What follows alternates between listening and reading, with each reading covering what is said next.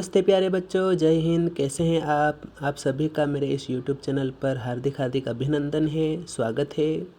आज हम सुनेंगे पंचतंत्र की कथा चूहा और सन्यासी। तो आइए शुरू करते हैं कथा। चूहा और सन्यासी। किसी जंगल में रहकर एक सन्यासी तपस्या करता था। जंगल के जानवर उस सन्यासी के पास प्रवचन सुनने आया करते थे। वे आकर सन्यासी को चारों ओर से घेर लेते और वह जानवरों को अच्छा जीवन बिताने का उपदेश देता। उसी जंगल में एक छोटा सा चूहा भी रहता था। वह भी रोज सन्यासी का प्रवचन सुनने आता था। एक दिन वह जंगल में यहाँ वहाँ भटकता साधु को भेंट देने के लिए कुछ ढूंढ रहा था कि एक बिल्ली ने उस पर हमला बोल दिया। वह बिल्ली झाड़ियों में छिपकर चूहे पर निगाह रखे थी। चूहा बेहद डर गया और भाग निकला सीधा सन्यासी के आश्रम की ओर।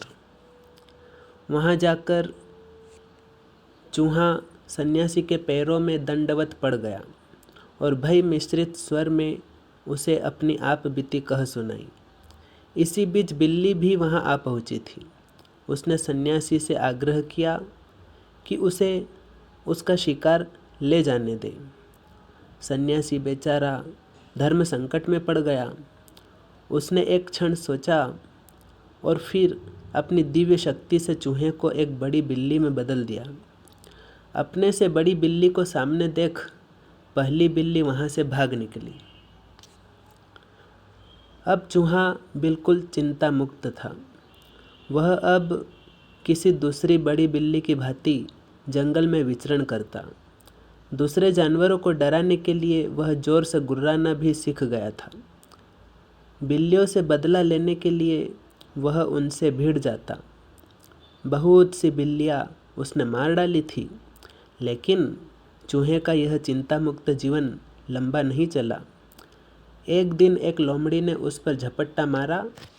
अब एक नई समस्या उठ खड़ी हुई।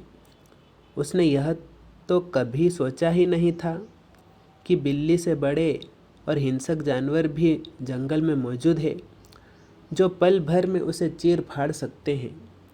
वह फिर अपनी प्राण रक्षा के लिए दौड़ा। किसी तरह लोमड़ी से बचकर वह फिर सन्यासी के आश्रम में जा पहुंचा। लोमड़ी भी उसका पीछा करते वहां पहुंच चुकी थी। अब दोनों सन्यासी के सामने खड़े थे। उसे बड़ी सी लोमड़ी में बदल दिया। अब अपने से बड़ी लोमड़ी सामने देख पहली लोमड़ी वहां से भाग निकली। बड़ी लोमड़ी का आकार पाकर चूहा फिर चिंता मुक्त हो गया और जंगल में स्वच्छंद विचरने लगा। लेकिन उसकी यह खुशी भी ज़्यादा नहीं टिक पाई। एक दिन वह यूं ही जंगल में घूम रहा था कि एक शेर उस पर झपट पड़ा। किसी तरह चूहे ने अपने प्राण बचाए और पहले की तरह भाग निकला सीधा सन्यासी के आश्रम की ओर। सन्यासी को पुनः चूहे पर दया आ गई और उसने उसे शेर के रूप में परिवर्तित कर दिया। सन्यासी यह सब करते समय यह सोचता था कि चूहा उसका पुराना शिष्य है, छोटा व निरीह प्राणी है।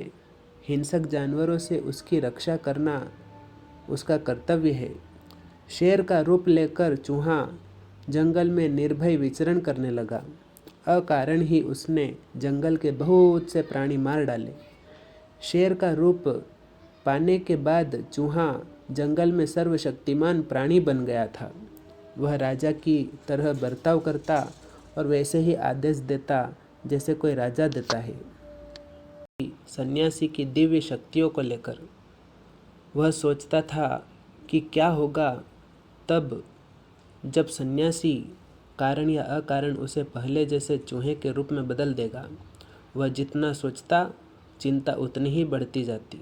अंततः एक दिन कुछ निश्चय करके वह सन्यासी के पास आकर जोर से दहाड़ा और बोला, मैं भूखा हूँ, अब मैं तुम्हें खाऊंगा ताकि वे सभी दिव्य शक्तियाँ मुझ में समा जाए जो अभी तुम्हारे पास हैं। मुझे आज्ञा दें कि मैं आपको मार सकूं।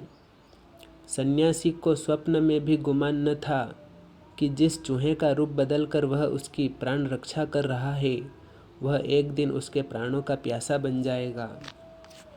उसकी कुमंशा को भांपकर उसने तुरंत ही उसे फिर से चूहा बना दिया। अब चूहे को अपनी गलती का अनुभव हुआ। उसने अपने बुरे बर्ताव के लिए सन्यासी से क्षमा मांगते हुए उसे फिर से शेर बना देने को कहा, लेकिन सन्यासी ने उसे लाठी से पीटकर वहाँ से भगा दिया। सीख, इस कहानी से हमें क्या सीख मिलती है? तो सीख है इसकी, बड़ा होने पर अभिमान नहीं करना चाहिए। तूफान में वही पेड़ सलामत बचता है जो झुकना जानता है। यह थी पंचतंत्र की कहानी और इससे हमें सीख मिली है कि हमें बड़ा होने पर कभी भी घमंड या अभिमान नहीं करना चाहिए। और जब तूफान आता है तो पेड़ वही सलामत बचता है जो झुकना जानता है, और जो अकड़ता है वह तेज तूफान में गिर पड़ता है। जय हिंद, जय भारत।